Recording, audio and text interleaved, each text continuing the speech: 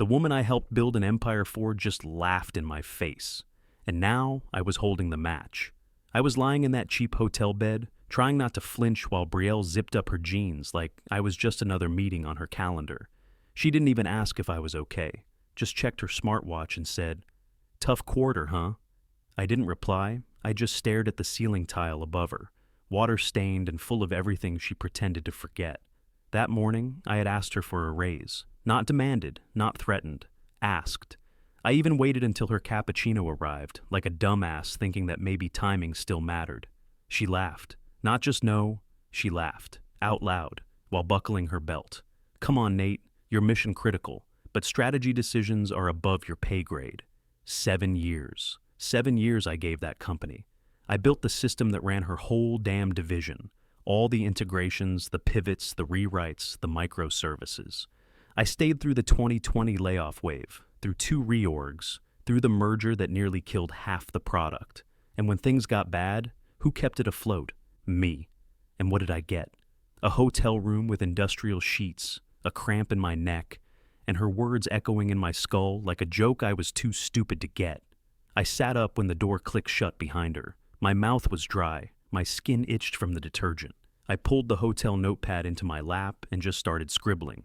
Timeline, architecture, contributor log. It wasn't grief, it wasn't rage, it was clarity. I wasn't just the builder, I was the origin, the code base, the design pattern, the initial logic engine.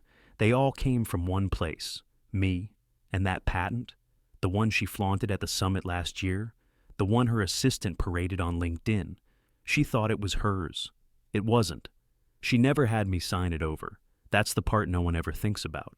The day you're grinding late into the night, trying to patch load errors from some broken third-party API, and legal forgets to loop back. That day, it matters. I had built the optimizer after a summit in Denver, during a week where their lead engineer got so hammered at the after party, he passed out in the hallway. I filed a draft to the USPTO 2 days later. No company logo, no NDA, just my name, my code, my signature. And then, life happened. Layoffs, budget cuts, a busted engagement. Getting told every quarter review that I wasn't leadership material. I forgot about it, not on purpose. Just one of those things that gets buried under 1,000 other fires. But now it looked like a loaded weapon. And for the first time in years, I wasn't afraid to pull the trigger. I poured the overpriced minibar bourbon into a coffee mug and took a slow sip. It tasted like cough syrup and regret, but it did the job.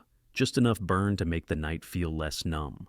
I grabbed my ancient ThinkPad from the bottom of my suitcase, the black one with a cracked touchpad and a spacebar that stuck, the one I hadn't touched in years. I booted it up on instinct. Back in the early grind days, I used to carry that thing everywhere. Meetups, hackathons, coffee shops that stayed open past midnight. It still had a Red Bull sticker on the lid and a slight burn mark from when I accidentally left it on a hot plate in Denver. I let it wheeze its way through the boot cycle and watched the desktop flicker to life. There it was. A dusty old folder. Do not delete. Old crap, double click. Inside were 10 or so directories, each more chaotic than the last. Early demos, abandoned startup ideas, a video file labeled drunk pitch final.mp4 I refused to open, but at the bottom sat 2 files I hadn't thought about in years. Load, optimizer, vv1.py, usp2, osh draft, nrv.pdf. I stared at them for a long minute. Then I opened the PDF. There it was. My name, plain as day. Filed January 28th, 2018. No company logo, no co-signers, no legal watermark, just me. I remembered now how it came together. Back then, their lead architect had passed out during the closing panel at that Denver summit, and I ended up in a cheap Airbnb, cleaning up the mess with 2 laptops and no support. I built the load balancer in 72 hours while eating Pringles with a spoon and listening to a fire alarm in the hallway that no one ever turned off. It was ugly, but it worked. Better than anything they had. Legal told me they'd file a clean version once we finalized the spec. I guess we never did. I didn't forget on purpose. Life just happened. That year was a blur. Layoffs, an acquisition scare, and a failed marriage proposal that turned into 6 months of sleeping on a couch with my name still on the lease. Meanwhile, They kept rolling my optimizer into the stack, dressing it up and calling it scalable. I blinked at the screen. What I had in front of me wasn't nostalgia, it was ammunition, so I got to work. For 5 straight nights, I lived on caffeine, black coffee, and burner ramen from a vending machine down the street. I booked a second hotel room 2 floors down under the name G Printer, and taped the Do Not Disturb sign on both doors. I named the machine Brother Printer just for fun. Routed my VPN through Oslo to make sure I didn't trigger any alerts on corporate surveillance software. Each night I rebuilt the optimizer from scratch, newer, faster, leaner, no legacy code, no company fingerprints. Version 2.2 by the time I was done. I spun up a private repo under an alias I'd used during college for torrenting old software manuals. The README was a single sentence. Not stolen, reclaimed. By day, I answered Slack messages from their product managers like nothing was wrong. By night, I wrote unit tests with my teeth clenched. And when the engine was stable, when version 2.2 passed every stress test I could throw at it, I emailed a single line to the contact form on artemistech.io, the same competitor our execs used to whisper about in risk reviews, like they were Voldemort. I own the code you've been chasing, and I can prove it. They replied the next day. A VP wanted to meet. She sounded skeptical, but curious. I sent her the filing. 3 hours later. This looks real. When can we talk? I looked around my hotel room, empty but for 2 mugs, 3 whiteboards, and a Bluetooth speaker still playing Aphex Twin from the night before. I smiled. I met Lena at a cafe in Soma that didn't have a name, just a steel logo and $7 drip. She picked the spot. I arrived 5 minutes early. She was already there, blonde, blunt cut, and dressed like someone who could drop a line of code and a legal grenade in the same breath. "Vaughn," she said, sliding her phone face down. "You look tired." "Been sleeping like someone with leverage," I replied, and handed her a flash drive across the table. She didn't touch it right away, just raised an eyebrow. "I don't do NDAs on first dates." "Don't need one. I own what's on there." She plugged it into her tablet and started scrolling, fingers moving fast. She paused at the draft. My name, the filing number, the 2018 date stamp. "This is real?" she asked without looking up. "All me, filed before they remembered legal existed. They've been writing it ever since." She scanned the optimizer script next. Cleaner, leaner, and annotated with the kind of comments only someone who wrote it from muscle memory would ever add. When she finally looked up, there was a shift in her expression. Less skepticism, more calculation. "You built the engine," she said flatly, "and they've been running it without rights for 5 years. Jesus!" She leaned back, one hand on her cup. "They never got an assignment?" "No, they asked. I just never signed." I sipped my coffee, which tasted like regret and citrus rind. "Guess it slipped through. Legal's a black hole." "Yours was the signature that never came," she murmured. I nodded. "Their entire back end still runs through it. Check the logs. You'll find half the calls use the same pattern I designed in 2.0, except bloated." Her eyes narrowed. "If what you're saying is true, this is one hell of a powder keg." "No," I said, sliding her another document. "It's a licensing opportunity." She glanced at it, then back at me. "Why us?" "Because I've seen what your team ships, and because you don't laugh when engineers ask about credit." There was a beat of silence. Then she smiled. Small, calculated, but real. "I'll have legal reach out, but off the record," she leaned in. "I've been waiting to see someone make them sweat." I stood. "Then I guess today's your lucky day."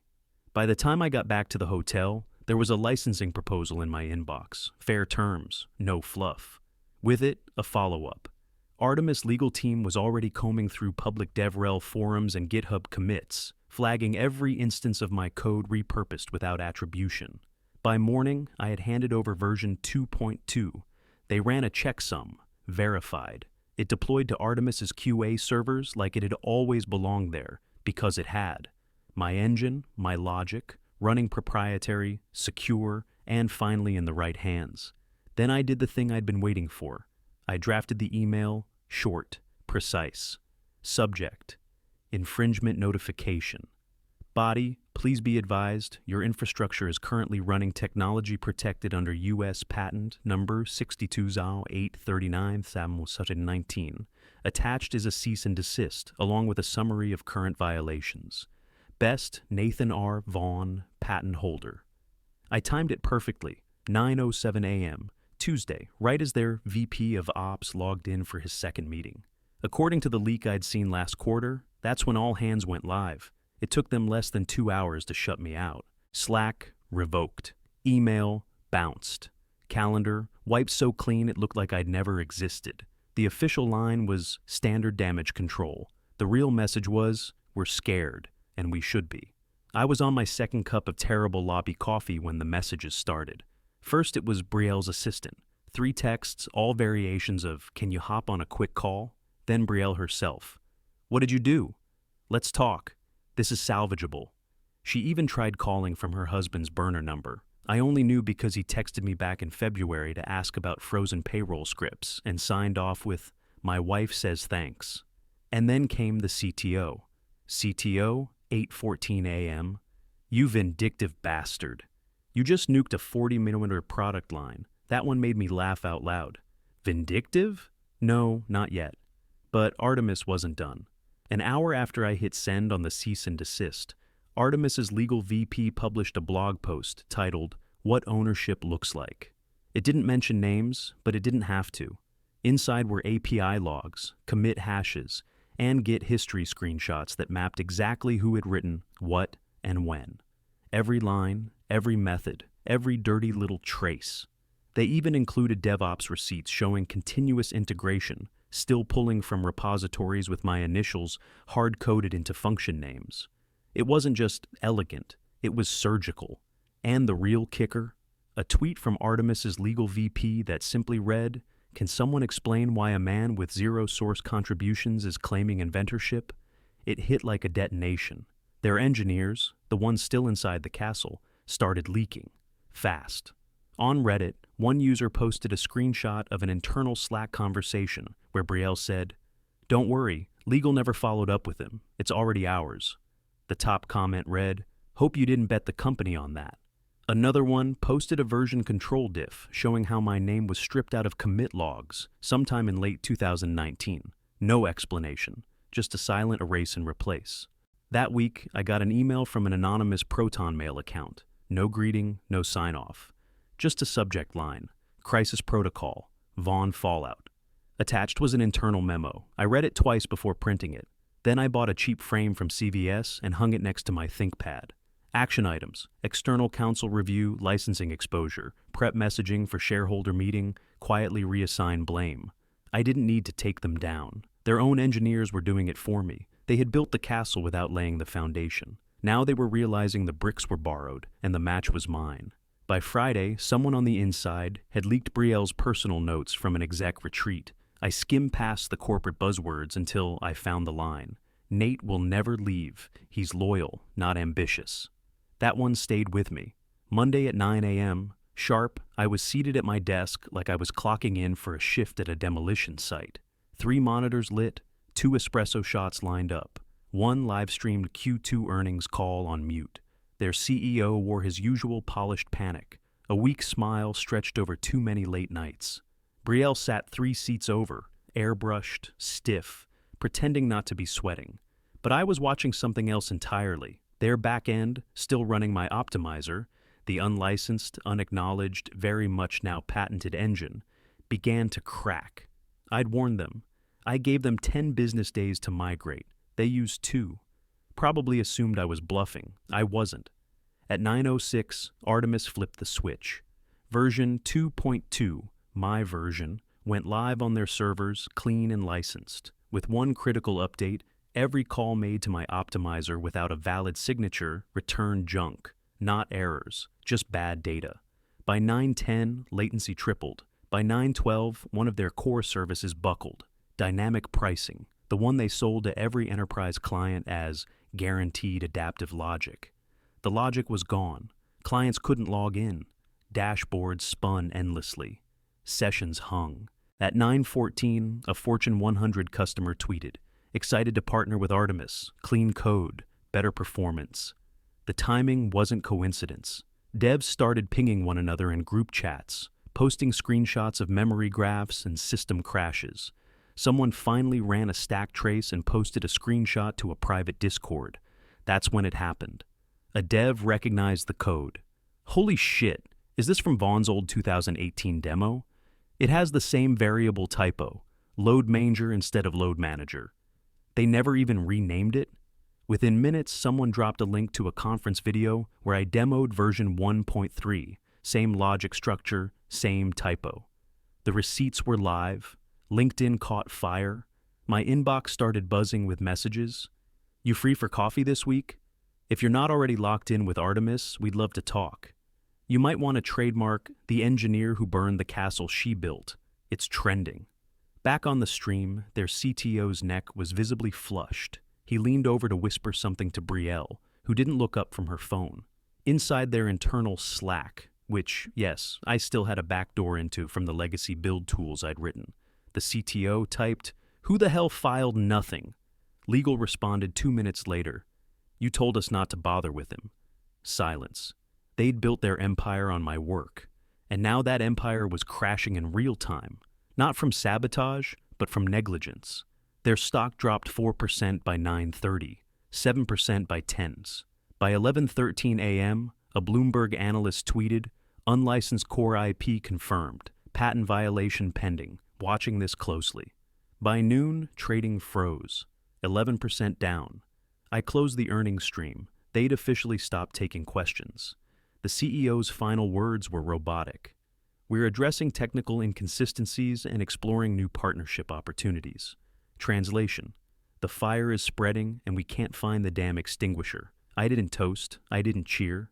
I just opened my ThinkPad, pulled up the patent file again, and stared at the name on the header. Nathan R. Vaughn, inventor, author, architect. They thought I was some mid-level developer, some reliable cog with a good memory and bad timing. But that morning, they remembered who I was. They filed 3 days later. PDF scan, 79 pages, allegations of sabotage, IP coercion, breach of duty, and deliberate interference with strategic infrastructure. I laughed before I even finished the first paragraph. They thought they had me cornered, thought I'd panic, scramble, maybe even settle. But they forgot one thing. I wasn't alone anymore. Artemis's legal team didn't blink. I forwarded the complaint at 9:02 a.m. By 10:17, their response was sitting in my inbox, annotated in red. Clause 1, patent predates employment. Clause 14, no IP transfer agreement executed. See missing, Form 327. Clause 28, discovery request includes internal Slack logs, meeting recordings, and performance reviews. And tucked neatly into their counterbrief was a transcript from the all-hands Zoom I recorded 6 months ago, the one where Brielle looked directly into the camera and said, "This isn't about credit, Nate. It's about team wins. Equity's a distraction." I remembered smiling politely back then, like a good little cog. Now that clip was Exhibit B. Their CEO went on CNBC that afternoon, looking like someone had stuffed a live wire into his collar. He stumbled through a soundbite about legacy contributors and the importance of intellectual honesty. His forehead glistened under the lights. "We value all our engineers," he said, dead behind the eyes. Meanwhile, Dev Twitter was having a field day. Someone unearthed old screenshots of Brielle tweeting in 2020. "Ownership is earned, not given. If you want equity, be indispensable." And someone replied, "Looks like Nate was." That week, they dropped the lawsuit, quietly. No press release, no public apology, just a silent retraction filed through their lawyers. The only sign anything had happened was a redacted note that popped up in the footer of their website 2 days later. Built for scale. That was it. That was their surrender flag. I wish I could say I felt triumphant. But really, I just felt done. The fire had eaten everything it needed to eat. The rest was just ash. Until Thursday, when the exit started. First was Eliza, the lead platform engineer I trained during the big infrastructure shift in 21. Then 2 of the DevOps seniors who helped me debug their CI/CD stack when the CTO was off golfing in Tahoe. And then Kyle, front-end lead, Slack shitposter, and the guy who once pulled me aside during a hackathon to say, "If they screw you, I'm out." Each of them posted their resignation letters publicly. Each of them referenced ethical misalignment. Each of them tagged me. I didn't gloat. I didn't retweet. I just messaged each one the same thing. "I remember what you fixed. They never did. Let me know if you want to build something better." I printed the email on thick cardstock, the kind you'd use for a wedding invite or a fancy certificate. Subject: termination of employment. Reason: gross negligence, IP conflict, reputational damage. I folded it into a navy envelope, sealed it with a strip of red wax I didn't need, and dropped it in a bubble-lined courier pouch with a USB stick inside. Sharpied on the drive, "You should have paid me." No note, no return address, just his name. He got buzzed out at 3:43 p.m. on a cloudy Thursday. I was across the street, leaning on a parking meter with a cup of gas station coffee in my hand, watching the revolving door spin like a scene from a corporate funeral. He stepped out slow, confusion on his face, like he'd expected a going-away party instead of a security escort. Still wore his badge clipped to his belt, a final touch of denial. Then he saw me. He froze, looked around like he wasn't sure if he was being pranked, then locked eyes with me across the street, mouthed something. I didn't bother lip reading, just folded my arms. No smile, no anger, just done. He didn't cross over, just stood there holding the envelope with both hands like it was radioactive. Then he walked away, slow and bitter, without turning back. That moment, better than any pay raise, better than the bonus they dangled every year and never delivered, better than every all-hands meeting where they called me critical and then let me sit quietly at the corner of the photo. Because for once, I wasn't invisible, and I wasn't holding the consequences. They were. I turned and walked the other way, past the cafe where Brielle once pitched me on Thinking Like an Owner, past the co-working space where I first built the optimizer, past everything I used to mistake for belonging. I thought it was the end. But cockroaches crawl. 2 weeks later, Lena forwarded me a press release. Former exec funds disruptive startup to challenge Artemis dominance. New platform promises full rebuild of modern infrastructure, from scratch. I didn't need to read it twice. He was back. Same swagger, different banner. They'd rebranded him as a visionary technologist and put a new CEO in front. But I could see the fingerprints in every overhyped sentence.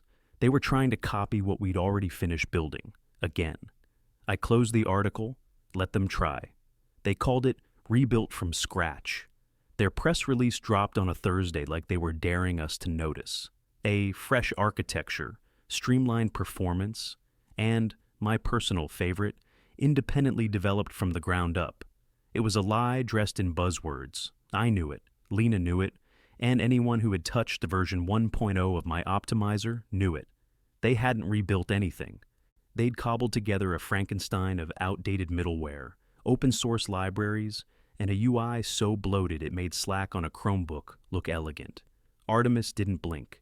We dropped version 3.0 that same week. Faster, smarter, lighter on compute.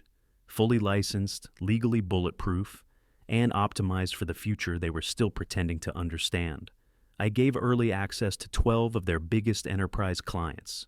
Beta only, feature locked, NDA optional. Within 30 days, 8 of them jumped ship. That wasn't the headline, though. The real kicker came from a leaked email their strategic visionary sent to his board. "We're confident in the product roadmap and will outperform Artemis through aggressive differentiation." That was Friday. Monday morning, their lead VC pulled funding. "Lack of IP clarity," the memo said. "Unacceptable legal exposure, no forward path." I didn't have to do anything, just kept building. I ran into him at a tech gala the following month. The kind of black tie nonsense where startups sponsor their own champagne walls and no one knows what the company actually does. He was working the room, blazer sharp, smile cracked just enough to suggest he was trying not to drown in it. He spotted me by the bar, walked right up, no hesitation, like the months between us hadn't happened. "You win," he said, voice flat. I swirled the bourbon in my glass, looked him dead in the eye. This wasn't a game. He blinked. For a second I thought he'd say something cutting, something clever. But he just gave me a half smile, turned, and disappeared into the crowd. I walked to the stage 15 minutes later. My keynote wasn't about him. It wasn't about revenge or litigation or code bases. It was about value, the kind you build line by line, not the kind you steal and repackage. The lights were bright, the mic was hot, but I was calm. Afterward, a junior dev cornered me near the snack table. She looked maybe 22, clutching a lanyard like it was a lifeline. "Is that the guy who laughed at your raise?" she asked, nodding toward the back of the room. I smiled. "Yeah," I said. And he thought that was the end of the story. The room was full of applause, but it wasn't the kind that made you feel like a god. It was quieter, earned. I stood center stage under the amber lights, one hand resting on the podium, the other gripping the edge like a guy who still half expected someone to yank the mic away. But they didn't, because this time, it was mine. I had just told the story, not the drama, not the headlines, not the flameout. The real story. How a product got built in the shadows, how credit became currency, how ownership got traded like lunchroom favors until someone finally said no. That someone was me. And behind the polite conference laughter and polished name tags, I saw it. The looks. Not pity, not awe, recognition. Engineers who had been there, who had stayed late for someone else's win, who had built entire features no one remembered their name for. After the talk, someone asked during the Q&A, if you could go back and tell your younger self one thing, what would it be? I didn't even pause. "Sign the patent," I said, "then light the match." They laughed, but not all of them. Some nodded like they'd been holding a match of their own for years and just needed someone else to strike the first one. I packed up slow after the keynote. I let people shake my hand, toss their cards at me, whisper things like bold move and legend status. I smiled, but it all felt far away. That night, I went home, to a small apartment with a good desk and a dog-eared copy of Refactoring on the shelf. I ordered Thai, sat on the floor, and opened the ThinkPad. Same boot-up wheeze, same stubborn spacebar, same ancient folder labeled "Do Not Delete." Old crap. I opened it, just looked, not to double-check, not to reminisce, to remind myself. That laptop was never the weapon. I was. They thought it was over. They thought they could bury me in NDAs and bullshit titles and strategic ambiguity. They thought the fire would burn itself out. But it didn't. Because it was never about revenge. It was about reclamation.